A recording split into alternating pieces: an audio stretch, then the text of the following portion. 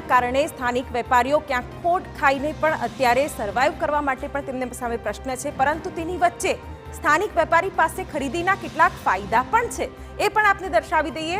વેપારીઓને રોજગારી મળે અને ઘર પરિવાર ચાલે। જી હા, ક્યાંક જે આપણા લોકલ વેપારીઓ છે તેમને રોજગારીનો પ્રશ્ન હોય છે અને તેઓ આપણા પર જ એટલે કે ગ્રાહક પર જ આધારિત હોય છે, ત્યારે રોજગારી અને તેમના પણ ઘર પરિવારનું ગુજરાન ચાલે તે પણ એક ફિકરનો વિષય ચોક્કસથી છે।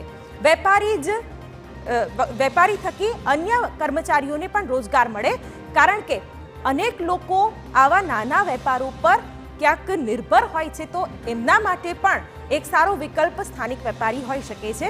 વસ્તુની જે ખરીદી કરવાની હોય છે તે તપાસીને પસંદગી કરી શકાય છે। ગેરંટી, વોરંટી અને સર્વિસમાં પણ ફાયદો થાય છે અને હજી પણ એના જ કારણે દુકાનોમાં લોકો વસ્તુ ખરીદી માટે જતા હોય છે। વસ્તુમાં ખામી હોય તો તે રૂબરૂ ઉકેલી શકાય છે। ફેસ ટુ ફેસ વેપારીને કહી શકાય છે કે તમારી પ્રોડક્ટ છે એ ખામીયુક્ત છે, ત્યારે છેતરપિંડીની શક્યતા પણ નહિવત છે। એટલે એકબીજા વચ્ચે જે વિશ્વાસનો સેતુ હોય છે એ પણ સ્થાનિક વેપારીઓ સાથે અને ગ્રાહકો સાથે એક અલગ જ કક્ષાનો હોય છે, ત્યારે છેતરપિંડી પણ ક્યાંક ઘટે છે। ત્યારે ઓનલાઈન ખરીદીના ફાયદા અને ઓનલાઈન શોપિંગના ગેરફાયદા શું છે એ પણ આપણે કહી દઈએ। સમયની બચત થાય છે।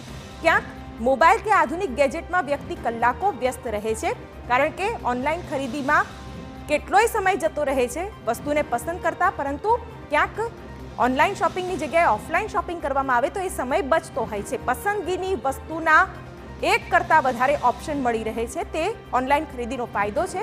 તો લોભામણી ઓફરને કારણે જરૂર નહીં હોવા છતાં પણ જરૂરિયાત વિનાની પણ ખરીદી થઈ જતી હોય છે, એ ઓનલાઈન શોપિંગનો ગેરફાયદો છે, જે કદાચ તમે પણ ફેસ કરતા હશો।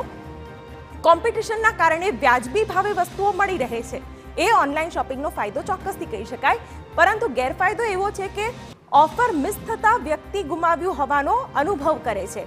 એટલે ક્યાંક માનસિક ધારાધોરણોનો પણ અહીંયા અભ્યાસ કરવો રહ્યો, કારણ કે ઓનલાઈન ખરીદીમાં જો કોઈ સારી ઓફર મિસ કરે તો એનો પણ અફસોસ થતો હોય છે। નવા શોપિંગ ટ્રેન્ડ વિશે એક ક્લિકમાં માહિતી મળી રહે છે, તે ઓનલાઈન શોપિંગનો ફાયદો છે।